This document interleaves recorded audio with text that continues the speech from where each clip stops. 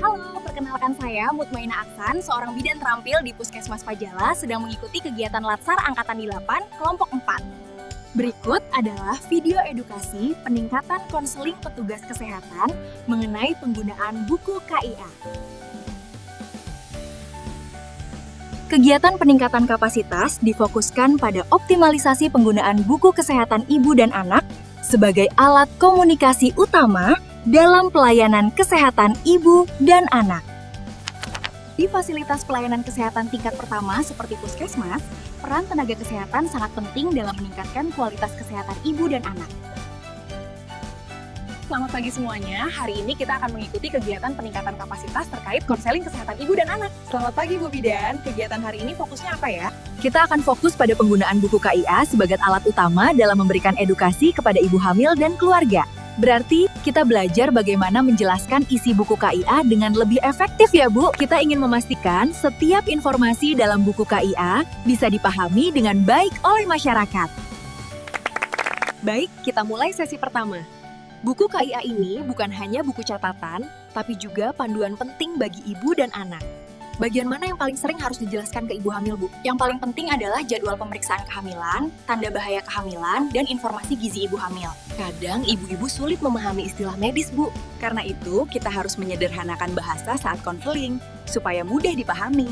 Coba kita lihat bagian ini adalah grafik pertumbuhan anak. Oh, jadi kita bisa memantau apakah anak tumbuh sesuai usia ya, Bu? Betul, dari sini kita bisa mendeteksi lebih awal jika ada gangguan pertumbuhan. Bagaimana cara menjelaskannya ke orang tua yang kurang paham, Bu? Kita gunakan contoh sederhana, misalnya dengan membandingkan grafik seperti kurva naik dan turun yang mudah dimengerti. Bu Bidan, kadang ibu hamil hanya melihat buku KIA, tapi tidak dibaca. Itulah pentingnya konseling.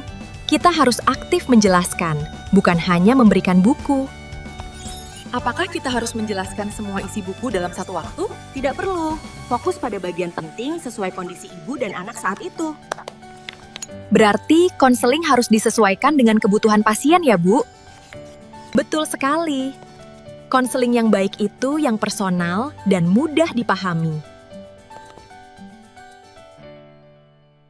Di sini ada jadwal pemeriksaan yang harus rutin diikuti. Berarti saya harus periksa sesuai jadwal ini ya, Bu? Betul. Ini penting untuk memastikan kesehatan ibu dan bayi selalu terpantau.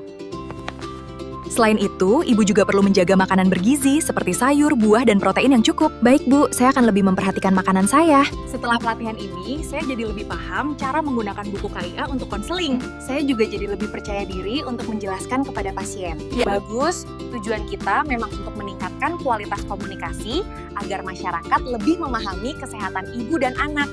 Jika kita mampu menyampaikan informasi dengan baik, maka kita ikut berperan dalam menciptakan generasi yang lebih sehat di masa depan. Melalui kegiatan peningkatan konseling ini, diharapkan seluruh petugas kesehatan dapat lebih optimal dalam memanfaatkan buku KIA sebagai alat edukasi utama.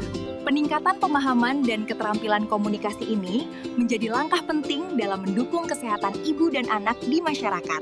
Dengan pelayanan yang lebih baik, diharapkan tercipta generasi yang lebih sehat, kuat, dan berkualitas di masa depan.